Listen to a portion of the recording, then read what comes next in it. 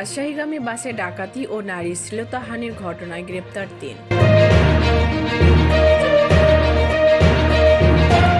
সীমান্ত হত্যা শূন্যে নামিয়ে আনতে বিএসএফের প্রতি বিজিবির আহ্বান।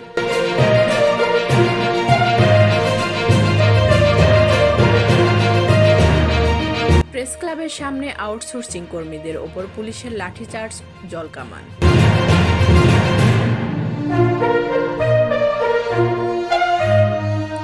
মালয়েশিয়ায় সাঁড়াশি অভিযানে ৮৫ বাংলাদেশি সহ আটক ৬০০।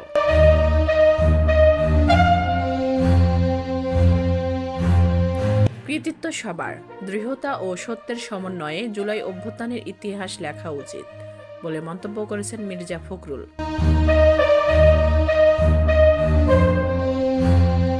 দেশ পুনর্গঠনে দ্রুত নির্বাচন প্রয়োজন বলে মন্তব্য করেছেন তারেক রহমান।